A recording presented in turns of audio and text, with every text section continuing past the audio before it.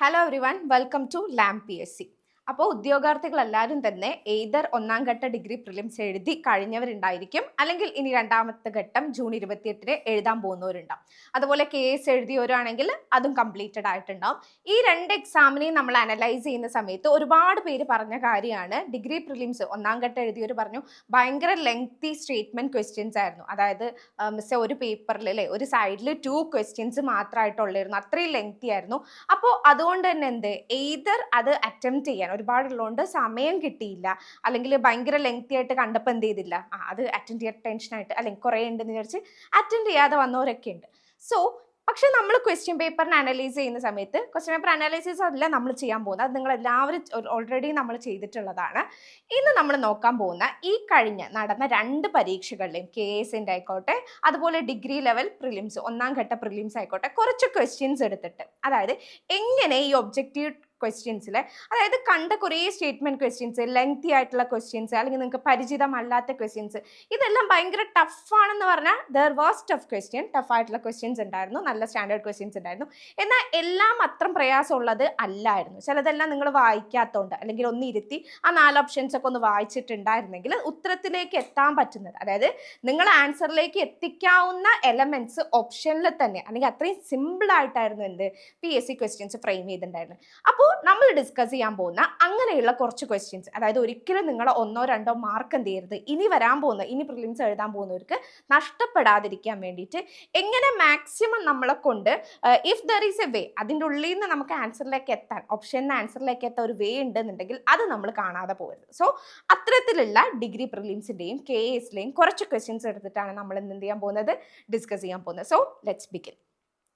ഈ ആദ്യത്തെ ക്വസ്റ്റ്യൻ നോക്കിയേ, ഇതെനിക്ക് തോന്നുന്നു ഡിഗ്രി ലെവൽ പ്രിലിംസിന്റെ ക്വസ്റ്റ്യൻ ആണ്. നോക്കൂ, എന്താണ് ജോഗ്രഫി എന്നൊരു ക്വസ്റ്റ്യൻ ആണ് അല്ലേ, ഇത് ആ പറഞ്ഞ ക്വസ്റ്റ്യൻ ആണ്. അതായത് ഒരു പേപ്പറിന്റെ സൈഡിൽ 2 ക്വസ്റ്റ്യൻ മാത്രമേ സ്പേസ് ഉള്ളൂ, അത്രയും ലെങ്തി ആയിട്ടുള്ള 2 ക്വസ്റ്റ്യനിൽ ഒരെണ്ണമായിരുന്നു. എന്താ പറയുന്നത് നോക്കിയേ, which of the following statement best explains how India's geographical features influence the monsoon climate? എന്താ പറയുന്നത്, താഴെ പറയുന്നതിൽ ഏത് സ്റ്റേറ്റ്മെന്റ് ആണ് ഏറ്റവും കൃത്യമായിട്ട് അല്ലെങ്കിൽ ബെസ്റ്റ് ആയിട്ട് ഇന്ത്യൻ ജോഗ്രഫിക്കൽ ഫീച്ചേഴ്സ് മൺസൂണിനെ ഇൻഫ്ലുവൻസ് ചെയ്യുന്നതെന്നാണ് ചോദിക്കുന്നത് അല്ലേ. നിങ്ങൾ നോക്കുമ്പോൾ അതേ 1 2 3 4 4 ഓപ്ഷൻസ് ഉണ്ട്, ഭയങ്കര ലെങ്തി ആണ്.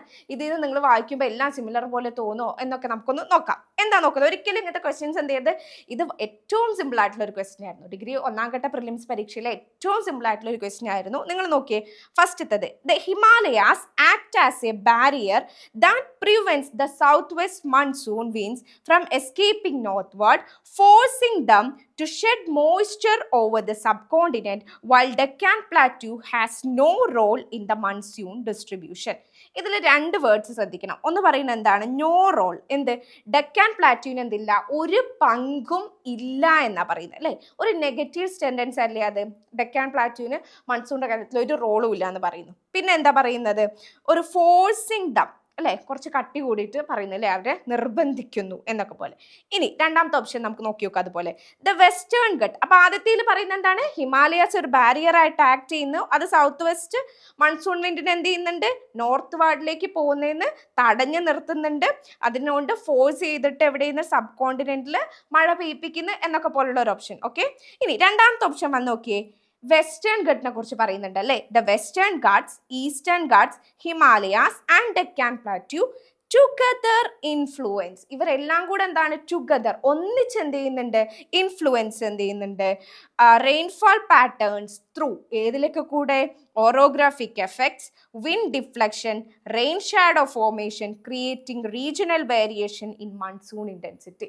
ഒന്നും കൂടെ ഒരു കംപ്ലീറ്റ്നെസ് തോന്നില്ലേ നിങ്ങൾക്ക്, എന്തൊക്കെ പറയുന്നുണ്ട്, western Ghat, eastern Ghat, Himalayas, Deccan plateau together എല്ലാം ഒരുമിച്ചാണ് എന്ത് ചെയ്യുന്നത്, ഇൻഫ്ലുവൻസ് എന്ത് ചെയ്യുന്നത്, എന്നിട്ട് അവർ ഓരോന്ന് എങ്ങനെയൊക്കെയാണ് ഇൻഫ്ലുവൻസ് ചെയ്യുന്നതെന്നും കൂടെ പറയുന്നുണ്ട്. Okay, then let's see the C option. India's peninsula shape has minimal influence. ശ്രദ്ധിക്കുക, എന്താണ് മിനിമൽ ഇൻഫ്ലുവൻസേ ഉള്ളൂ.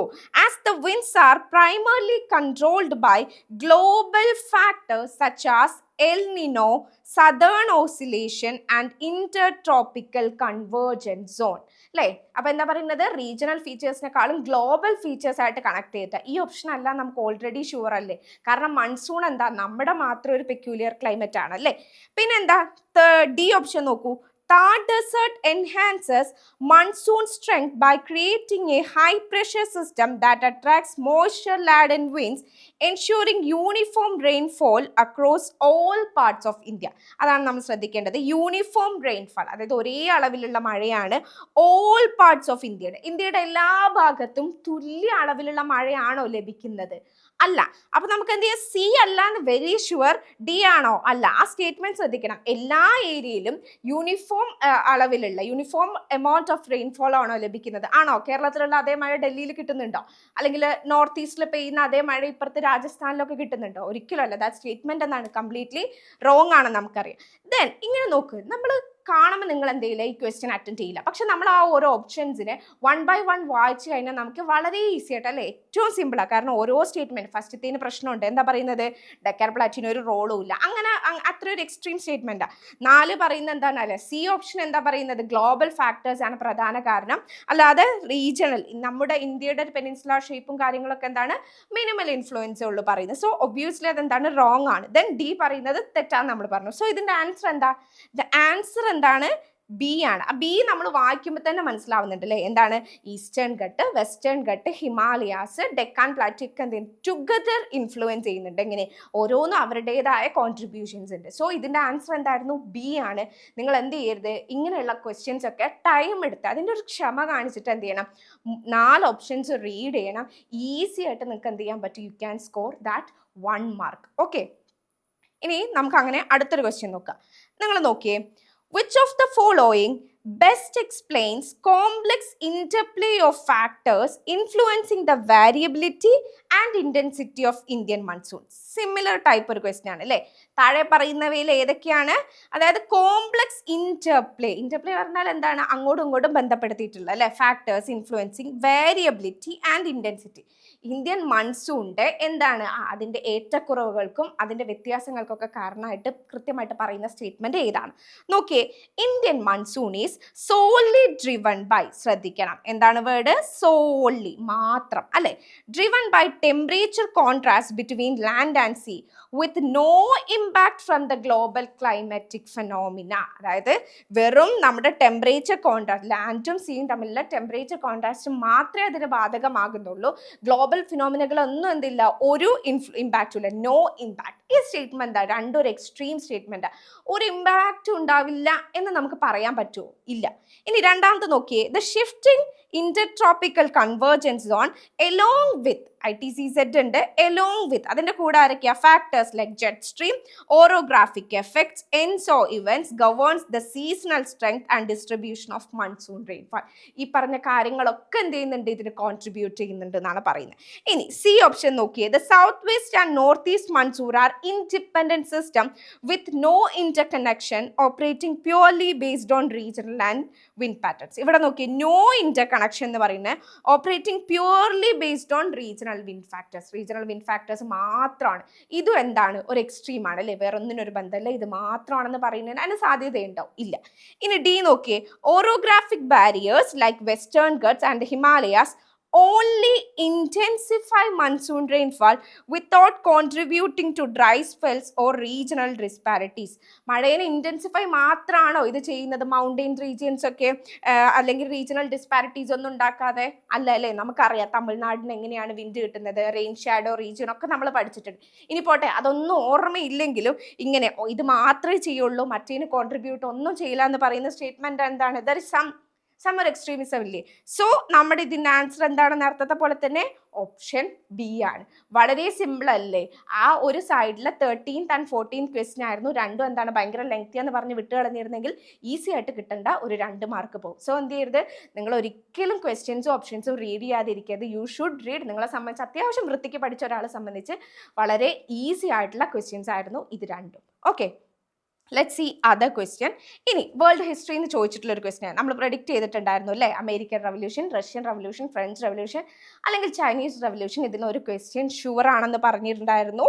റഷ്യൻ റവല്യൂഷൻ ആണ് ചോദിച്ചത്. നോക്കിയേ, the Soviet was a body of workers representatives set up to conduct strike. Soviet എന്ന് പറഞ്ഞാൽ ബോഡി ഓഫ് വർക്കേഴ്സ് ആണ്. ഹിസ്റ്ററിയുടെ ക്ലാസ്സിൽ മിസ് തുടങ്ങുന്ന തന്നെ അത് പറഞ്ഞിട്ടായിരുന്നു, അല്ലേ? റഷ്യൻ റവല്യൂഷൻ തുടങ്ങുന്ന സമയത്ത്. Yes, Then final goal of Bolshevik was not the establishment of socialism but the establishment of republic. ബോൾഷെവിക്സിന്റെ ഫൈനൽ എയിം എന്ന് പറയുന്നത് സോഷ്യലിസം എസ്റ്റാബ്ലിഷ് ചെയ്യല്ലായിരുന്നു, പകരം ഒരു റിപ്പബ്ലിക് ആയിരുന്നു. ശരിയാണോ? അല്ല അല്ലേ? എന്തായിരുന്നു? ഒരു കമ്മ്യൂണിസ്റ്റ് റെജിം എസ്റ്റാബ്ലിഷ് ചെയ്യുക അല്ലെങ്കിൽ സോഷ്യലിസ്റ്റ് ഫീച്ചർ ആയിരുന്നു. സോ ഈ സ്റ്റേറ്റ്മെന്റ് തെറ്റാന്ന് വളരെ ഈസി ആയിട്ട് ബേസിക് പഠിച്ച ഒരാൾക്ക് അറിയാം.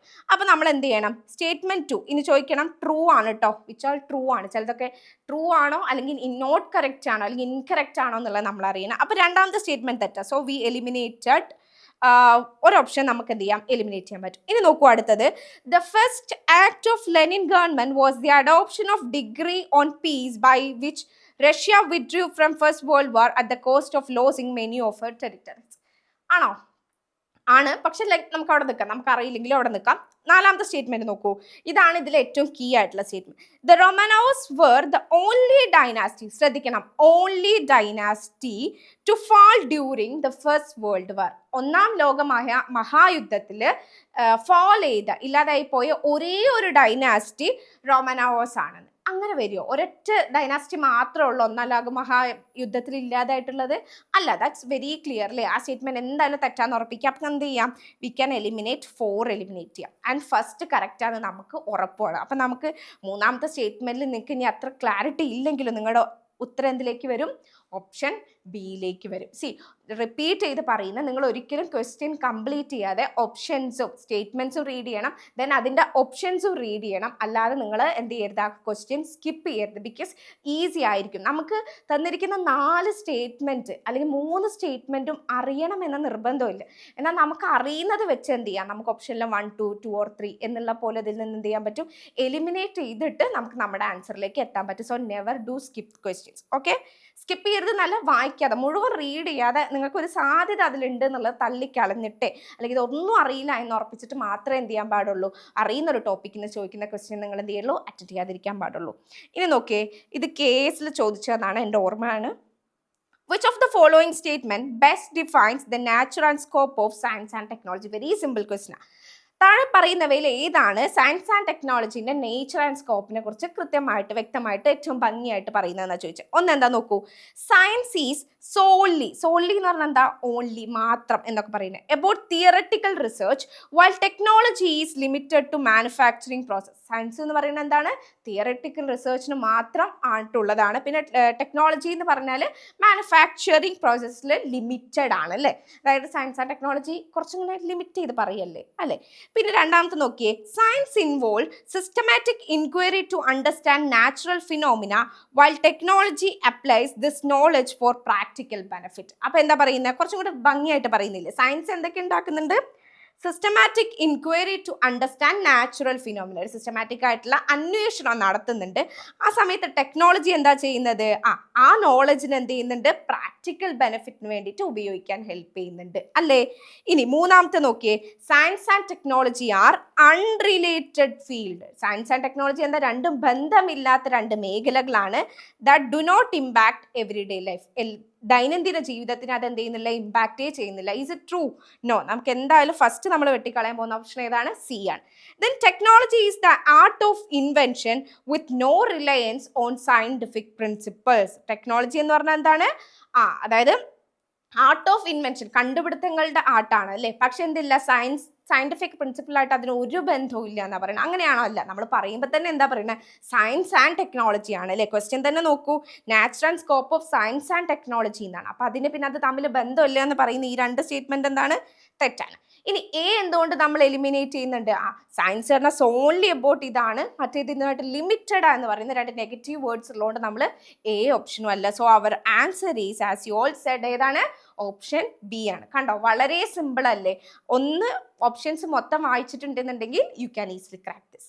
ഇനി അടുത്തൊരു ക്വസ്റ്റ്യൻ നോക്കി, സിമിലർ ഏരിയ എന്ന് വന്നായിരുന്നു. What is the primary objective of national policy on science and technology and innovations? National policy and science and technology and ഇന്നോവേഷൻ്റെ പ്രാഥമികമായിട്ടുള്ള ഒബ്ജക്റ്റീവ് എന്താണെന്നാണ് ചോദിക്കുന്നത്. നോക്കിയേ, സിമിലർ വേർഡ് ഇവിടെ റിപ്പീറ്റ് ചെയ്യുന്നുണ്ട്, ശ്രദ്ധിക്കണേ. It focus സോൺലി on scientific exploration without practical application ഒന്നുമില്ലാതെ അതെന്തിലാതാക്കുന്നത്? Scientific എക്സ്പ്ലോറേഷന് മാത്രമേ അതെന്ത് ചെയ്യുന്നുള്ളൂ? ഫോക്കസ് ചെയ്യുന്നുള്ളൂ. ഇറ്റ്സ് എക്സ്ട്രീം സ്റ്റേറ്റ്മെന്റ് ആണ് അല്ലേ.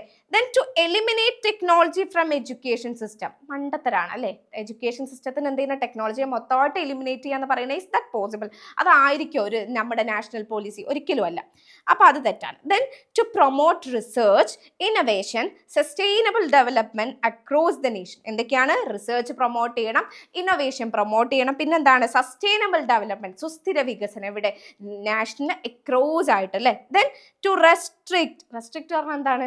തടഞ്ഞു വെക്കുക അല്ലേ. Technological development in order to preserve traditional practices. എന്താണ്? അതായത് ടെക്നോളജിക്കൽ ഡെവലപ്മെന്റ് നിർത്തലാക്കിയിട്ട് നമ്മുടെ പരമ്പരാഗതമായ രീതികളെ സംരക്ഷിക്കാൻ ആയിരിക്കും. സയൻസ് ആൻഡ് ടെക്നോളജി എന്ന് പറയുമ്പോൾ അങ്ങനെ അല്ല. സോ നമ്മുടെ ആൻസർ എന്താണ്? ഓപ്ഷൻ സി ആണ്. സി ഈസി അല്ലേ? വെരി ഈസിയാണ്. നമ്മൾ എന്ത് ചെയ്യണം? അത് മുഴുവൻ വായിക്കാനുള്ളത്, അല്ലെങ്കിൽ ആ ഒരു മെന്റൽ, നമ്മൾ പറയില്ലേ പ്രസൻസ് ഓഫ് മൈൻഡ് ഉണ്ടെന്നുണ്ടെങ്കിൽ വളരെ ഈസി ആയിട്ട് കറക്റ്റ് ആക്കാൻ പറ്റുന്നത്. ഇനി അടുത്തൊരു ക്വസ്റ്റ്യൻ നോക്കൂ. I think this is also from കേസിലായിരുന്നു. Which of the following best describe the benefit of artificial intelligence and robotics? Artificial ഇന്റലിജൻസിന്റെ റോബോട്ടിക്സിന്റെ ബെസ്റ്റ് എന്താ പറയുക, അവരുടെ ബെനിഫിറ്റിനെ കുറിച്ച് പറയുന്ന സ്റ്റേറ്റ്മെന്റ് ഏതാ? ഒന്ന് നോക്കിയേ. They primarily lead to increased operational cost and complete job replacement. അവരുടെ പ്രാഥമികമായിട്ട് അതെന്ത് ചെയ്യുന്നുണ്ട്? ഓപ്പറേഷണൽ കോസ്റ്റ് ഭയങ്കര കൂട്ടുകയും ചെയ്യും. എല്ലാ തൊഴിലുകളും എന്ത് ചെയ്യുന്നുണ്ട്? റീപ്ലേസ് ചെയ്യുന്ന പറയുന്ന ആര്? AI and robotics. ഇനി ആയിരിക്കും അതൊരു എക്സ്ട്രീം സ്റ്റേറ്റ്മെന്റ് പോലെ നിങ്ങൾക്ക് തോന്നുന്നില്ലേ? ദെൻ നോക്കിയേ. ദേ എൻഹാൻസ് ഓട്ടോമേഷനെ എൻഹാൻസ് ചെയ്യുന്നുണ്ട്, എഫിഷ്യൻസി കൂട്ടുന്നുണ്ട്, and improve precision across various sectors. എല്ലാ മേഖലയിലും പ്രിസിഷൻ എന്ത് ചെയ്യുന്നുണ്ട്? വർദ്ധിപ്പിക്കുന്നു പറയുന്നത്. പിന്നെ അടുത്ത് നോക്കിയേ. C they are only applicable in academic research. Academic റിസർച്ചിൽ മാത്രമേ ഇതെന്ത് ചെയ്യുന്നുള്ളൂ? ബാധകമാവുന്നുള്ളൂ. They have minimal impact. അവർക്ക് മിനിമൽ ഇമ്പാക്റ്റേ ഉള്ളൂ. എന്ത്? ഇൻഡസ്ട്രിയൽ പ്രൊഡക്ടിവിറ്റിയിൽ എന്താണ്? മിനിമൽ ഇമ്പാക്റ്റേ ഉള്ളൂ. ആണോ? അല്ല. അക്കാദമിക് റിസർച്ചിന് മാത്രമാണോ? അതും അല്ല. ഒന്നാമത് നോക്കി, എല്ലാ ജോലിനെ റീപ്ലേസ് ചെയ്തിട്ട് ഓപ്പറേഷണൽ കോസ്റ്റ് കൂട്ടും. യെസ്, റീപ്ലേസ് ചെയ്യും, operational cost may be high, പക്ഷെ മൊത്തമായിട്ട് പറയുന്നത് അത് ശരിയാണോ? അല്ല. സോ അവർ ഓപ്ഷൻ ഈസ് ബി. അതും വളരെ ഈസി ആയിട്ട് നിങ്ങൾക്ക് എത്താൻ പറ്റുന്നില്ലേ? യെസ്. ഇനി സിമിലർ സെയിം പാറ്റേൺ നമ്മൾ ഇതിങ്ങനെ ഡിസ്കസ് ചെയ്യുന്ന PSC ഒരേ, അതായത് ഈ ഒരു മെയ് 24-നും ദെൻ ജൂൺ 16-നും നടന്ന എക്സാമിൽ നിങ്ങൾക്ക് കാണാൻ പറ്റും സിമിലർ ടൈപ്പ് ഓഫ് ക്വസ്റ്റ്യൻസ് ആണ് വരുന്നത്. ഈ ഒരു മോഡൽ തന്നെ we can expect in what നമ്മൾ ഇനി എഴുതാൻ പോകുന്ന രണ്ടാം ഘട്ട പ്രിലിംസ്. അപ്പോൾ നോക്കിയേ, what role does ICT play in governance? എന്താണ് ICTയുടെ റോൾ എന്നാണ് ചോദിക്കുന്നത്. Okay, it complicates government operation. Government operation എന്തേ കോംപ്ലിക്കേറ്റ് ചെയ്യാണോ ചെയ്യുന്നത്? ഈസി ഒക്കെ അല്ലേ ചെയ്യുക അല്ലേ. It is only used for internal communication. Internal കമ്മ്യൂണിക്കേഷന് മാത്രമേ അതെന്ത് ചെയ്യുന്നുള്ളൂ? ഉപയോഗിക്കുന്നു പറയുന്നു. See, it streamlines administration and improves service delivery to citizen. അതല്ലേ ചെയ്യുന്നത്? ആണോ? അടുത്തും കൂടെ നോക്കാം. It replaces all traditional governance method. പരമ്പരാഗതമായിട്ടുള്ള എല്ലാ മെത്തേഡും റീപ്ലേസ് ചെയ്യുന്നു. Is that possible? എല്ലാം അങ്ങ് റീപ്ലേസ് അതാണ് ഇപ്പൊ ചെയ്തുകൊണ്ടിരിക്കുന്നത്? അല്ല. എന്താണ്? അപ്പൊ ഫസ്റ്റത്തിൽ ശ്രദ്ധിക്കുക, കോംപ്ലിക്കേറ്റ് എന്ന് പറയുന്നു, പിന്നെ ഓൺലി എന്ന് പറയുന്നു, പിന്നെ റീപ്ലേസ് ഓൾ. റീപ്ലേസ് ചെയ്യും, ട്രഡീഷണൽ ഗവർണൻസ് രീതികളൊക്കെ റീപ്ലേസ് ചെയ്യും, പക്ഷെ എല്ലാം അങ്ങ് റീപ്ലേസ് ചെയ്യുന്ന പറയുന്നത് അത് maybe there are something that can be അല്ലേ. അപ്പോൾ അല്ലെങ്കിൽ നിലവിലെ അവസ്ഥയിൽ വെച്ചിട്ട്. സോ അതല്ല. We reach to our answer ഏതാണ്? Option C. ഇനി നോക്കിയേ, അടുത്തൊരു ക്വസ്റ്റ്യൻ ഇംഗ്ലീഷിൽ വന്ന ക്വസ്റ്റ്യൻ. അതായത് ഇംഗ്ലീഷ് നിങ്ങളിത് വായിക്കുമ്പോൾ സിനോണിമും ആന്റോണിമും വരുമ്പോൾ അറ്റൻഡ് ചെയ്യാത്ത കുറേ പേര് എനിക്കറിയാം. അതായത് വായിച്ചു നോക്കും, എനിക്കറിയുന്ന വേർഡാണോ? അല്ല, അതങ്ങ് ലീവ് ചെയ്തു. ഒരിക്കലും ചെയ്യരുത്. വളരെ ഈസി ആയിട്ട് ഓപ്ഷനിൽ നിങ്ങൾക്ക് എന്ത് ചെയ്യാൻ പറ്റും? ആൻസർ കണ്ടുപിടിക്കാൻ പറ്റും. നോക്കിയേ, സിനോണിമാണ് ചോദിച്ചിട്ടുള്ളത് അല്ലേ? അല്ലേ? സിനോണിമാണ് ചോദിച്ചിട്ടുള്ളത്. അപ്പം നമുക്ക് വാക്ക് വായിച്ചോക്കാം, sentence വായിച്ചോക്കാം. The young lawyer spoke with deference to the judge, acknowledging her years of experience and wisdom. എന്താ ചെയ്തേക്കുന്നത്? Young lawyer. ഇപ്പൊ ഡിഫറൻസ് എന്ന വാക്ക് എനിക്കറിയില്ല, നിങ്ങൾക്കും അറിയില്ല, നമുക്കറിയില്ല എന്ന പോലെയായിട്ട് നിൽക്കുന്നത്. Young lawyer spoke with dash to the judge. Young lawyer എന്ത് ചെയ്തിട്ടുണ്ട്? ജഡ്ജുമായിട്ട് സംസാരിച്ചു, എങ്ങനെയോ ഒരു രീതിയിൽ. എന്നിട്ട് അടുത്ത പറയുന്നത് അക്നോളജിങ് എന്ന് പറഞ്ഞാൽ എന്താ? അംഗീകരിച്ചുകൊണ്ട് അല്ലേ. Her years of experience and wisdom. അവരുടെ വർഷങ്ങളായിട്ടുള്ള അനുഭവ സമ്പത്തും അവരുടെ അറിവും പരിഗണിച്ചുകൊണ്ട് എന്ത് ചെയ്തിട്ടുണ്ട്? യങ് ലോയർ, യുവ എന്താ പറയുക, അഡ്വക്കേറ്റ് എന്ത് ചെയ്തിട്ടുണ്ട്? എങ്ങനെയോ സംസാരിച്ചിട്ടുണ്ട്. ഒന്ന് ആലോചിച്ച് നോക്കിയേ, ഇത്രയും ഒരാളുടെ അറിവും അല്ലെങ്കിൽ അയാളുടെ പരിചയ സമ്പത്തിനെയൊക്കെ അക്സെപ്റ്റ് ചെയ്തുകൊണ്ട് അക്നോളേജ് ചെയ്തിട്ട് ഒരു യങ് ലോയർ ഏതോ ഒരു ശൈലിയിൽ സംസാരിച്ചു. ആ ശൈലി ഏതാണെന്നുള്ളതാണ് ഈ ഡിഫറൻസിൽ പറയുന്നത്. സോ അതിൻ്റെ സിനോണിമിലേക്കാണ് പോകേണ്ടത്. ഓക്കെ, ദെൻ ഓപ്ഷൻസിലേക്ക് വരും. ഓപ്ഷൻസിൽ വരുമ്പോഴാണ് ഇതിൻ്റെ ഏറ്റവും സിമ്പിൾനെസ് നിങ്ങൾക്ക് മനസ്സിലാവുന്നത്. ഒന്ന് നോക്കിയേ. A, ഡിസ്റെസ്പെക്റ്റ്ഫുൾ attitude. ഡിസ്റെസ്പെക്റ്റ്ഫുൾ എന്ന് പറഞ്ഞാൽ എന്താ? ബഹുമാനം ഇല്ലാത്ത, അല്ലേ? ഡിസ്റെസ്പെക്റ്റ്ഫുൾ, ബഹുമാനമില്ലാത്ത, ഒരു നെഗറ്റീവ് ടോണിലാണ് സംസാരിച്ചത്. ഓക്കെ, ഇനി അടുത്ത നോക്കിയേ. Humble submission and respect. ഭയങ്കര വിനയത്തോടുകൂടെ ബഹുമാനത്തോടുകൂടെ, അല്ലേ? ഒരു പോസിറ്റീവായിട്ടാണെന്നാണ് പറയുന്നത്. ഇനി സി നോക്കിയേ. Indifference or lack of concern. ഇനി ലാക്ക് ഓഫ് കൺസേൺ എന്ന് പറഞ്ഞാൽ എന്താ? ഒരു പരിഗണനയില്ലാത്ത, കൺസേൺ ഇല്ലാത്ത പോലെ, അല്ലേ? അപ്പോൾ അതൊരു നെഗറ്റീവ് സെൻറ്റൻസ് അല്ലേ? ആണ്. Aggressive opposition. ഡി എന്താണ്? അഗ്രസീവ് ഒപ്പോസിഷൻ എന്ന് പറഞ്ഞാൽ എന്താണ്? ഭയങ്കര ദേഷ്യത്തിൽ എതിർത്ത്. നിങ്ങൾ നോക്കിയേ, എയും സിയും ഡിയും എന്താണ്? ഒരു നെഗറ്റീവ് ടേസ്റ്റ് അല്ല, ഒരു നെഗറ്റീവ് ചൊവയുള്ള എന്നൊക്കെ പറയുന്ന പോലത്തെ ഒരു സംസാരമാണ്. ബഹുമാനം ഇല്ലാതെ, കൺസേൺ ഇല്ലാതെ, അല്ലെങ്കിൽ എന്താണ്? ഭയങ്കര അഗ്രസീവായിട്ട് എന്നൊക്കെയാണ് പറയുന്നത്. സോ 3 ഓപ്ഷൻസും ഒരേ ഒരു ടോണും ഒരെണ്ണം വ്യത്യാസമായിട്ട് ഇരിക്കുവാണ്. നമ്മുടെ ക്വസ്റ്റ്യനിൽ എന്തുണ്ട് താനും? ഇവരുടെ ഇത്രയും കാലത്തെ അനുഭവ സമ്പത്തും അതിൻ്റെ പരിചയ സമ്പത്തിനെയൊക്കെ എന്താ പറയുക, അക്നോളജ് ചെയ്തിട്ട്, അക്സെപ്റ്റ് ചെയ്തിട്ടാണ് സംസാരിക്കുക. സോ ഒബ്വിയസ്ലി ആൻസർ എന്താണ്? Option B, humble submission and respect ആണ്. എന്ത് ചെയ്യരുത്? സിനോണിമാണ്. വാക്ക് നോക്കുക. ആ ഡിഫറൻസ് എനിക്കറിയില്ല, ലീവ് ചെയ്യരുത്. എന്ത് ചെയ്യണം? മാക്സിമം ആ സ്റ്റേറ്റ്മെൻറ്റ് വായിച്ചു നോക്കുക. അതിന് നിങ്ങൾക്ക് ആ വാക്ക് മാറ്റി നിർത്തിയിട്ട് ആ സ്റ്റേറ്റ്മെൻറ്റിൻ്റെ മൊത്തത്തിലുള്ളൊരു എന്താ പറയുക, ഒരു സെൻസ് അല്ലെങ്കിൽ ഒരു പോസിറ്റീവ് സൈനാണ്, എന്താണ് അതിൻ്റെ അർത്ഥം എന്ന് മനസ്സിലാക്കുക. ദെൻ ഓപ്ഷനിലേക്ക് വരെ ഈ പറയുന്ന പോലെ ബാക്കി 3 ഓപ്ഷനും ഏകദേശം ഒരു സാധനത്തിൽ വരുന്നു, ഒരെണ്ണം വ്യത്യസ്തമായി നിൽക്കുന്നു. സോ ഒബ്വിയസ്ലി അതാണ് എന്ത് ചെയ്യുന്നത്? ഇവിടെ ഫിറ്റ് ചെയ്യുന്നത്. ഓക്കെ ആണല്ലോ? ഓക്കെ, ദെൻ അടുത്ത ക്വസ്റ്റ്യൻ നോക്കിയേ. ഒരുപാട് പേര് പറഞ്ഞാണ് ഭയങ്കര ഈ ടോപ്പോഗ്രാഫിക് മാപ്പ് പഠിച്ചിട്ടുണ്ടെങ്കിൽ ഈസിയാണ്, പക്ഷെ ചിലർ പറഞ്ഞാൽ ഭയങ്കര കൺഫ്യൂസിങ് ആയിപ്പോൾ അതാണോ ഇതാണോ എന്നൊക്കെ. ഇങ്ങനത്തെ ക്വസ്റ്റ്യൻ എങ്ങനെ അറ്റൻഡ് ചെയ്യാൻ നോക്കാം. Which of the following statement best describe critical limitation. ശ്രദ്ധിക്കണം, ക്രിട്ടിക്കൽ ലിമിറ്റേഷൻ ആണ് എന്തിൻ്റെ? Topographic maps in large scale disaster management planning. Disaster management പ്ലാനിങ്ങിൽ ടോപ്പോഗ്രാഫിക് മാപ്പിന് എന്തുള്ള അതിൻ്റെ ഒരു ലിമിറ്റേഷൻ, ക്രിട്ടിക്കൽ ലിമിറ്റേഷൻ എന്താണെന്ന് പറയുന്നത്. ഒന്ന് നോക്കിയേ. They provide precise elevation details but may not. അവർ പ്രിസൈസ് എലിവേഷൻ ഡീറ്റെയിൽസ് ഒക്കെ തരും, പക്ഷെ ചില സമയത്ത് may not account for real time changes terrain due to natural disasters. Natural disasters കാരണം എന്ത് ചെയ്യില്ല, റിയൽ ടൈം നടക്കുന്ന അപ്പം ഉണ്ടാവുന്ന ചേഞ്ചസ് എന്ത് ചെയ്യാൻ പറ്റില്ല, ടോപ്പോഗ്രാഫിക് മാപ്പിൽ അത് കാണില്ല. മേ നോട്ട് അക്കൗണ്ട് എന്നാണ് പറയുന്നത്. ഓക്കെ, ഇനി രണ്ടാമത്തെ നോക്കിയേ. They use standardized contour lines for elevation representation making them unsuitable for differentiating between urban and rural landscape. അതായത് അവരൊരു സ്റ്റാൻഡേർഡൈസ്ഡ് കോണ്ടോർ ലൈൻസ് യൂസ് ചെയ്യുന്ന കാര്യം എന്ത് ചെയ്യാൻ പറ്റില്ല, അർബൻ റൂറൽ ഡിഫറൻസിയേഷൻ നടത്താൻ അൺസ്യൂട്ടബിൾ ആണെന്ന് പറയും. അങ്ങനെ ചാൻസ് ഉണ്ടോ? Is that possible? അതാണോ? അല്ല അല്ലേ.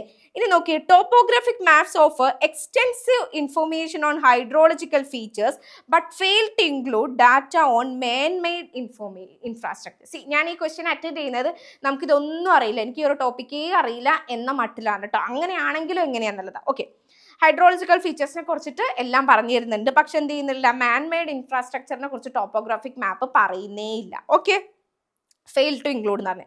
Then since topographic maps are designed for static landform analysis, they cannot be used for infrastructure planning in urban environments. എന്ത് ചെയ്യാൻ പറ്റില്ല, സ്റ്റാറ്റിക് ലാൻഡ്ഫോം അനാലിസിസിനെ ഉപയോഗിക്കുകയാണ്, അതുകൊണ്ട് അവരെന്ത് ചെയ്യാൻ പറ്റില്ല, cannot be used for infrastructure planning in urban environments. അവിടെ infrastructure പ്ലാനിങ്ങിന് വേണ്ടിയിട്ട് യൂസ് ചെയ്യാൻ പറ്റില്ല. നിങ്ങൾ ഇത്രയും ഓപ്ഷൻസ് വായിച്ചു. ഇനി നിങ്ങൾ നോക്കിയേ, ഒരെണ്ണത്തിൽ അൺസ്യൂട്ടബിൾ എന്ന് പറയുന്നുണ്ട്, ദേ കനോട്ട് പറയുന്നുണ്ട്, ഇവിടെ ഫെയിൽ എന്ന് പറയുന്നുണ്ട്, ഇങ്ങനെയൊക്കെ പറയുന്നുണ്ട് അല്ലേ. ഫസ്റ്റത്തെ ഓപ്ഷനിൽ മേനോട്ടും പറയുന്നുണ്ട്. പക്ഷെ നിങ്ങൾ ക്വസ്റ്റ്യൻസിലേക്ക് ഒന്നും കൂടെ വരും. എന്താ പറയുന്നത്? Which of the following statement best describes a critical limitation of topographic maps in large scale disaster management planning? Disaster management പ്ലാനിങ്ങിൻ്റെ ടൈമിൽ ആ ഒരു സിറ്റുവേഷനിൽ ടോപ്പോഗ്രാഫിക് മാപ്പിൻ്റെ ക്രിട്ടിക്കൽ ലിമിറ്റേഷൻ എന്താണെന്ന് ചോദിക്കുന്നത്. അപ്പം നിങ്ങളുടെ ആദ്യത്തെ ഓപ്ഷനിൽ നോക്കിയേ, ഇപ്പം നമ്മൾ ഇങ്ങനെ നോക്കിയിട്ട് ബാക്കിയുള്ള നെഗറ്റീവ് സാധനങ്ങളൊക്കെ ഉണ്ടെന്ന് പറഞ്ഞിട്ട് എലിമിനേറ്റ് ചെയ്ത് വേണമെങ്കിൽ നമുക്ക് ഓപ്ഷൻ എയിലേക്ക് എത്താം അല്ലേ. പക്ഷെ ഒന്നും കൂടെ നിങ്ങൾ ശ്രദ്ധിക്കുക, കീവേഡ് ഡിസാസ്റ്റർ മാനേജ്മെന്റ് പ്ലാനിങ്ങിൽ ലിമിറ്റേഷൻ വരുന്നത് എന്താണെന്നാണ് ചോദിക്കുന്നത്. എ ഓപ്ഷനിൽ കൃത്യമായിട്ട് പറയുന്നില്ലേ, changes in terrain due to natural disasters എന്ന് അല്ലേ. അപ്പം നിങ്ങൾ എന്ത് ചെയ്യരുത്, ഒരിക്കലും ഇങ്ങനത്തെ ക്വസ്റ്റ്യൻസിൻ്റെ ഒന്നും 1 മാർക്ക് കളയരുത്. കൃത്യമായിട്ട് വളരെ സിമ്പിളായിട്ട് ഓപ്ഷൻസ് തന്നെ നമുക്ക് എന്ത് ചെയ്യാൻ പറ്റുന്നുണ്ട്, ദിസ് ഈസ് ദ ആൻസർ എന്നിലേക്ക് എത്താൻ പറ്റുന്നില്ലേ? യെസ്. ഇനി അടുത്തൊരു ക്വസ്റ്റ്യൻ വളരെ ടഫ് ആണെന്ന് എല്ലാവരും പറഞ്ഞിട്ടുള്ള ജോഗ്രഫിയിലെ ഒരു question. It is actually A tough question, yes. എന്നാലും നമുക്ക് നോക്കി നോക്കാം. Which of the following scenarios best illustrate interplay? Question ശ്രദ്ധിക്കണേ. Interplay between എന്തൊക്കെയാണ്? Climate and geomorphic process in shaping landscape over geological time scale. Okay, question may be കുറച്ച് confusing ആയിട്ട് തോന്നും. നിങ്ങൾക്ക് അങ്ങനെ ഇംഗ്ലീഷ് വായിക്കാൻ പ്രയാസം ഉണ്ടെങ്കിൽ തൊട്ടപ്പുറത്തുള്ള മലയാളത്തിലേക്ക് പോവാം. മേ ബി എന്താ പറയുക, ടേംസ് കുറച്ചും കൂടെ പ്രയാസമായി തോന്നും. But do try that way also. Okay, നോക്കിയേ, താഴെ പറയുന്ന സിനാരിയോസിൽ ഏതാണ് കൃത്യമായിട്ട് ഇല്ലുസ്ട്രേറ്റ് ചെയ്യുന്നത്? എന്നതാ ഇല്ലുസ്ട്രേറ്റ് ചെയ്യുന്നത് ചോദിക്കുന്നത്? Climate and geomorphic process in shaping A landscape over geological time scale. Geological time scale അല്ലെങ്കിൽ ഓവർ ടൈം, സമയത്തിനുപരി ക്ലൈമറ്റിലെയും അത് കാരണം ഉണ്ടാകുന്ന ജിയോമോർഫിക് പ്രോസസ്സും കാരണം ലാൻഡ്സ്കേപ്പിൽ ചേഞ്ചസ് വരുത്തുന്നത്. എങ്ങനെയാണ് ശ്രദ്ധിക്കണം, ഒരു ലാൻഡ്സ്കേപ്പിൽ ചേഞ്ച് വരുത്തുന്നത് എന്താണ്? സമയത്തിനേക്കാളും അപ്പോഴത്തെ ക്ലൈമറ്റും അല്ലെങ്കിൽ അതുകൊണ്ടുള്ള ജിയോമോർഫിക് പ്രോസസ്സും, അതായത് ടൈമിനേക്കാളും ക്ലൈമറ്റും ജിയോമോർഫിക് പ്രോസസ്സും കാരണം ഒരു സ്ഥലത്തിൽ ചേഞ്ച് വരുന്ന, ആ ലാൻഡ്സ്കേപ്പിന് ചേഞ്ച് വരുന്ന ഒരു സിറ്റുവേഷൻ താഴെ പറയുന്നതിൽ ഏതാണ്? ശ്രദ്ധിക്കണം. അപ്പോൾ അവിടെ ക്ലൈമറ്റ് വേണം അല്ലേ, ഒരു ജിയോമോർഫിക് പ്രോസസ്സും വേണം, പിന്നെ ടൈമിനേക്കാളും ഇതുകൊണ്ടാണെന്നുള്ള ഈ സംഭവങ്ങൾ 3ലേക്ക് നമുക്ക് പോകണം. ഓക്കെ, നമുക്ക് നോക്കാം. ആദ്യത്തെ പറയുന്നത് എന്താണ്? A humid tropical region where rapid fluvial erosion dominates despite absence of significant weathering. എന്താ പറയുന്നത്? ഒരു ഹ്യൂമിഡ് ട്രോപ്പിക്കൽ റീജിയൻ ആണ്. അവിടെ എന്താണ്? ഫ്ലൂയിൽ ഇറോഷൻ ഡൊമിനേറ്റ് ചെയ്യുന്നുണ്ട്. അതായത് വെതറിങ് ഉണ്ടായിട്ടും അതിനേക്കാളും എന്ത് ചെയ്യുന്ന ആബ്സെൻസ് ഓഫ് വെതറിങ് ഉണ്ടായിട്ടും ഇറോഷൻ അവിടെ ഡൊമിനേറ്റ് ചെയ്യുന്നുണ്ട്. എവിടെ? Humid tropical region. സോ നമ്മൾ നോക്കിയില്ലേ 3 കണ്ടീഷൻസിനെ നമുക്ക് ഓപ്ഷൻ എയിൽ എന്താ പറയുന്നത്? അതിന് മുന്നേ നമുക്ക് നോക്കാം. 3 കണ്ടീഷൻസ് ക്വസ്റ്റ്യൻസിൽ പറയുന്നുണ്ട് അല്ലേ? 3 കണ്ടീഷൻ ക്വസ്റ്റ്യനിൽ സ്പെസിഫിക് ആയിട്ട് വേണമെന്ന് പറയുന്നുണ്ട്. എന്തൊക്കെയാണ്? ഒന്ന്, ഒരു ക്ലൈമാറ്റിക് ഏരിയ ആണ്, അവിടെ അതിനോടനുബന്ധമായ ഒരു ജിയോമോർഫിക് പ്രോസസ്സ് നടക്കുന്നു, അത് ലാൻഡ്സ്കേപ്പിൽ എന്ത് ചെയ്യുന്നുണ്ട്? ചേഞ്ചസ് വരുത്തുന്നുണ്ട്. അതെന്താണ്? ടൈമിനേക്കാളും, ഓവർ ജിയോളജിക്കൽ ടൈം സ്കെയിലിനേക്കാളും ഈ ഒരു പ്രോസസ്സ് കാരണം ലാൻഡ്സ്കേപ്പിൽ ചേഞ്ച് വരുന്നുണ്ട്. സിംപ്ലി. അപ്പം നമ്മുടെ ഓപ്ഷനിൽ റീഡ് ചെയ്യുമ്പോൾ നമ്മൾ എന്തൊക്കെ ശ്രദ്ധിക്കണം? ഈ 3 കണ്ടീഷനുകൾ ഉണ്ടല്ലോ, അല്ലെങ്കിൽ ആ കണ്ടീഷനുമായിട്ട് അലൈൻഡ് ആണല്ലോ എന്നുള്ള പോലെ നമുക്ക് പോയി നോക്കാം. ആദ്യത്തെ ഓപ്ഷന്റെ പ്രശ്നം എന്താണ്? എ ഹ്യൂമിഡ് ട്രോപ്പിക്കൽ റീജിയൻ ആണ് അല്ലേ? അതായത് എന്താ? ട്രോപ്പിക്സ് എന്ന് പറഞ്ഞാൽ നല്ല മഴ ഉണ്ടാവുന്ന സ്ഥലമാണ്. അവിടെ എന്താണ്? റാപ്പിഡ് ഫ്ലൂവിയൽ ഇറോഷൻ നടക്കുന്നുണ്ട്. അത് എന്തിനു ഡൊമിനേറ്റ് ചെയ്യുന്നതെന്നാ പറയുന്നത്? Despite absence of significant weathering. Significant weathering ഇല്ലെങ്കിൽ പോലും, ഇല്ലാതെ തന്നെ എന്ത് ചെയ്യുന്നുണ്ട്? ഫ്ലൂവിൽ ഇറോഷൻ ആണ് അവിടെ ഡൊമിനേറ്റ് ചെയ്യുന്നത്. നിങ്ങൾ ആലോചിച്ച് നോക്കിയേ, നിങ്ങൾക്ക് ഇതിനെക്കുറിച്ചൊന്നും അറിയില്ലെങ്കിലും നന്നായിട്ട് മഴ പെയ്യുന്ന ഒരു സ്ഥലത്ത് ആബ്സെൻസ് ഓഫ് സിഗ്നിഫിക്കൻറ്റ് വെതറിംഗ് എന്ന് പറയുന്നത് ശരിയായിരിക്കുമോ? അല്ല, സാധ്യതയില്ല അല്ലേ? ആ സ്റ്റേറ്റ്മെന്റിന് അപ്പം എന്തോ ഒരു പ്രോബ്ലം ഉണ്ടെന്ന് പറഞ്ഞാൽ നമുക്ക് അവിടെ വെക്കാം. രണ്ടാമത്തെ നോക്കിയേ, a periglacial region. Option B, periglacial region where repeated freeze thaw cycles contribute to mass wasting and patterned ground formation. ശ്രദ്ധിക്കുക, പെരാഗ്ലേഷ്യൽ റീജിയൻ ആണ് അല്ലേ? ഗ്ലേഷ്യൽ റീജിയന്റെ പുറത്തുള്ള നല്ല തണുപ്പുള്ള പ്രദേശമാണ്. അവിടെ എന്താ നടക്കുന്നത്? റിപ്പീറ്റഡ് ഫ്രീസ് തോ സൈക്കിൾസ് നടക്കുന്നുണ്ട്. അത് മാസ് വേസ്റ്റിങ്ങിന് കാരണമാക്കുന്നു. അതെന്ത് ചെയ്യുന്നുണ്ട്? പിന്നീട് പാറ്റേൺഡ് ഗ്രൗണ്ട് ഫോർമേഷൻ, ഒരു കംപ്ലീറ്റ്നെസ് ഇല്ലേ, അത് സിസ്റ്റം ആൻഡ് എല്ലാം എന്താ പറയുക യോജിക്കുന്നില്ലേ? തണുപ്പുള്ള പ്രദേശമാണ്, പെരാഗ്ലേഷ്യൽ റീജിയൻ ആണ്, ഫ്രീസ് തോ സൈക്കിൾസ് ആണ് അവിടെ നടക്കുന്ന ജിയോമോർഫിക് ആക്ടിവിറ്റി, അത് മാസ് വെയിറ്റിങ്ങിന് കാരണമാകുന്നു. ദെൻ അതെന്ത് ചെയ്യുന്നുണ്ട്? ഒരു പാറ്റേൺഡ് ഗ്രൗണ്ട് ഫോർമേഷന് കാരണമാകുന്നു. നമുക്ക് ഇവിടെ നിൽക്കാം, ബാക്കി ഓപ്ഷൻസ് കൂടെ നോക്കാം. കാരണം എന്ത് പറഞ്ഞിട്ടുണ്ട്? ജിയോളജിക്കൽ ടൈം സ്കെയിലിനെക്കാളും അല്ലെ, ഓവർ അതിനേക്കാളും ജിയോമോർഫിക് പ്രോസസ്സും ക്ലൈമറ്റും കാരണം ലാൻഡ്സ്കേപ്പിന് ചേഞ്ച് വരുത്തുന്നത് ആവണം എന്നും കൂടെ ഉണ്ട്. നോക്കാം. സി എന്താ? എ ഡെസേർട്ട് എൻവയോൺമെന്റ്, മരുഭൂമിയാണ് അല്ലെ? Where chemical weathering out pieces. Chemical weathering എന്ത് ചെയ്യുന്നുണ്ട്? മെക്കാനിക്കൽ വെതറിങ്ങിനെ ഔട്ട് പീസ് ചെയ്യുന്നുണ്ട്. എന്ത് കാരണം? ഹൈ ടെമ്പറേച്ചറും എരിഡ് കണ്ടീഷൻസും കാരണം. നിങ്ങൾ നോക്കിയേ, ഡെസേർട്ട് ഏരിയയിൽ ഇവർ തന്നെ പറഞ്ഞിട്ടുണ്ട് ഹൈ ടെമ്പറേച്ചറും അരിഡ് കണ്ടീഷനുമാണ്. ദെൻ നമ്മൾ ശ്രദ്ധിക്കേണ്ട വേറൊരു കാരണം എന്താണ്? കെമിക്കൽ വെതറിങ് ഔട്ട് ഫേസ് ചെയ്യോ? കാരണം അവിടെ അവൈലബിലിറ്റി ഓഫ് റെയിൻ വളരെ കുറവല്ലേ. അപ്പോൾ so chemical weathering out phase ചെയ്യുക എന്നുള്ളത് not at all possible. Then option ഡിയിലേക്ക് വരാം. എ കോസ്റ്റൽ റീജിയൻ ആണ് experiencing continuous deposition. Coastal region, തീരദേശ പ്രദേശത്ത് കണ്ടിന്യൂസ് ഡെപ്പോസിഷൻ ആണ് നടക്കുന്നത്. എന്തിനു കാരണം? ഡെസ്പൈറ്റ് റൈസിങ് സീ ലെവൽ ഉയർന്നുണ്ട്, അതുപോലെ ഇൻക്രീസ്ഡ് സ്റ്റോം ആക്ടിവിറ്റി, നല്ല കാറ്റുണ്ട്, ജലനിരപ്പ് എന്ത് ചെയ്യുന്നത് നല്ല കൂടിയിട്ടുമാണ്. ആ സമയത്ത് അവിടെ കോസ്റ്റൽ റീജിയനിൽ എന്താണ്? കണ്ടിന്യൂസ് ഡെപ്പോസിഷൻ, അവിടെ വന്നിട്ട് ഇങ്ങനെ ഡെപ്പോസിഷൻ നടന്നുകൊണ്ടിരിക്കുക, അടിഞ്ഞുകൂടുകയാണെന്നാണ് പറയുന്നത്. സാധ്യതയുണ്ട്, നല്ല കാറ്റും ഇതൊക്കെ ഉണ്ടെന്നുണ്ടെങ്കിൽ അവിടെ പോകുന്നത് എന്ത് ചെയ്യുന്നുണ്ടാവും? ഇറോഷൻ ആവാനുള്ള സാധ്യതയും കൂടെ കൂടുതലില്ലേ? സോ ഈ സ്റ്റേറ്റ്മെന്റ് എന്താവില്ല, ശരിയാവാൻ അത്ര സാധ്യത ലോജിക്കലി നമുക്ക് തോന്നുന്നുണ്ടോ? ഇല്ല. ഈ ക്വസ്റ്റ്യൻ വായിക്കുന്ന സമയത്ത് നിങ്ങൾ വിചാരിക്കും കുറേ ടേംസ്, ട്രോപ്പിക്സ്, അയ്യോ ഇവിടുത്തെ കണ്ടീഷൻ എന്തായിരുന്നു അവിടെ അത് പറയുന്നത് എനിക്ക് ഫ്ലോയിൽ ഇറോഷൻ എന്താണെന്ന് അറിയില്ല, I don't know what's freeze the cycle, ഇവിടെ ടെമ്പറേച്ചർ ഇങ്ങനെയാണോ അങ്ങോട്ടാണോ, ഇങ്ങനെ ഭയങ്കര എന്താ പറയുക, ഭയങ്കര കൺഫ്യൂസിങ് ആയിട്ട് തോന്നൂല്ലേ? അപ്പോൾ നിങ്ങൾ എന്ത് ചെയ്യണം? കുറച്ച് സമാധാനപരമായിട്ട് ഇങ്ങനെ ആലോചിക്കുക. നിങ്ങൾക്ക് അറിയുന്നത് വെച്ചിട്ട്, ഓക്കെ, അറിയാത്ത സാധനങ്ങൾ അവിടെ മാറ്റി നിർത്തുക, എന്നിട്ട് അറിയുന്ന വെച്ചിട്ട് കണക്ട് ചെയ്തൊക്കെ നമ്മളിപ്പോൾ ചെയ്ത പോലെ. അപ്പോൾ നിങ്ങൾക്ക് ഈസിലി എന്ത് ചെയ്യാൻ പറ്റും? ഇപ്പം നിങ്ങളെല്ലാവരും കൂടെ പറഞ്ഞിട്ടുണ്ടാവും ഓപ്ഷൻ ഏതാ കറക്റ്റ്? ഓപ്ഷൻ ബി ആണ്. മാത്രമല്ല ഓപ്ഷൻ ബിൻ്റെ ഒരു ക്ലൂ പോയിന്റ് എന്നുള്ള പോലെ നമുക്ക് എടുക്കാൻ പറ്റും, ഒരു റിസ്ക് എലമെന്റ് പോലെ എന്ത് എടുക്കാൻ പറ്റും?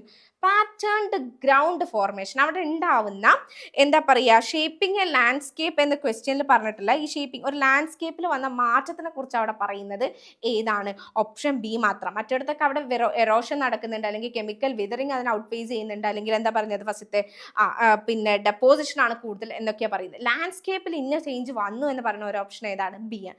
അതുകൊണ്ട് നമുക്ക് എന്ത് ചെയ്യാം? ഓപ്ഷൻ ബി ആയിരിക്കും എന്നതിലേക്ക് എത്താം. C this all what's more important here എന്ന് പറയുന്നത് എന്താ? നമ്മുടെ പ്രസൻസ് ഓഫ് മൈൻഡും ആൻഡ് അതിൽ കാമായിട്ട് കൃത്യമായിട്ട് തന്നിരിക്കുന്ന ക്വസ്റ്റ്യനെ കൃത്യമായിട്ട് മാർക്ക് ചെയ്യാം, അതിലുള്ള കീവേഡ്സ് നിങ്ങൾ മാർക്ക് ചെയ്യുക. ദെൻ യു റീഡ്, മെല്ലെ എന്ത് ചെയ്യുക? ഓപ്ഷൻസ് റീഡ് ചെയ്യുക, എന്നിട്ട് അത് കണക്ട് ചെയ്യുക. Then tries it back to ക്വസ്റ്റ്യനിലേക്ക് ലിങ്ക് ചെയ്യുക. നിങ്ങൾക്ക് എന്തായാലും നമ്മൾ പഠിച്ചൊരു ഇതിൽ വെച്ചിട്ട് നിങ്ങളുടെ ഉത്തരം എന്ത് ചെയ്യേണ്ടി? ഈ നാലെണ്ണത്തിന് നമ്മുടെ ഒരു ഓപ്ഷൻ ഉണ്ട് അല്ലേ? That is the answer in this question. അപ്പോൾ നമുക്ക് എന്ത് ചെയ്യാൻ പറ്റും? അതിലേക്ക് എത്താൻ പറ്റും. സോ ഇനി നിങ്ങളുടെ വരാൻ പോകുന്ന അടുത്ത പരീക്ഷ എഴുതുന്നവരാണെങ്കിൽ, രണ്ടാം ഘട്ടം എഴുതുന്നവർ, മെയിൻസ് പരീക്ഷ എഴുതുന്നവരൊക്കെ എന്ത് ചെയ്യുക? ഇങ്ങനെ ഒരു അപ്രോച്ച് ലെങ്തി ആയിട്ട്, അല്ലെങ്കിൽ നിങ്ങൾക്ക് പാടാണ് പ്രയാസമാണെന്ന് തോന്നുന്ന ക്വസ്റ്റ്യൻസിലൊക്കെ എന്ത് ചെയ്യുക? ഈ തരത്തിലുള്ള ഒരു അപ്രോച്ച് നിങ്ങൾ എടുത്തു നോക്കുക.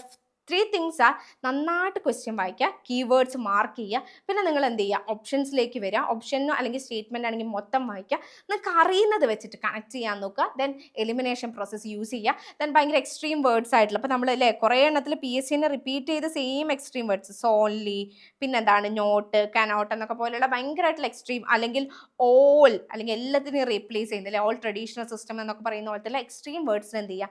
അവോയ്ഡ് ചെയ്യാൻ ശ്രമിക്കുക. ഇങ്ങനെയുള്ള സാധനങ്ങൾ അപ്ലൈ ചെയ്തിട്ട് നിങ്ങൾ എന്ത് ചെയ്യാൻ ശ്രമിക്കുക? Try to attend your question. വളരെ ഈസി ആയിട്ട് നിങ്ങൾക്ക് കിട്ടേണ്ടായിരുന്ന 1 or 2 മാർക്സ് എന്ത് ചെയ്യരുത്? നമ്മുടെ അപ്പത്തൊരു ടെൻഷനോ അല്ലെങ്കിൽ അതിനെ സ്കിപ്പ് ചെയ്തത് കാരണം നിങ്ങൾക്ക് നഷ്ടമാവരുത്. Try, read and attempt the question. Okay, so we will wind up here and wish you all the very best for your next exams. Thank you.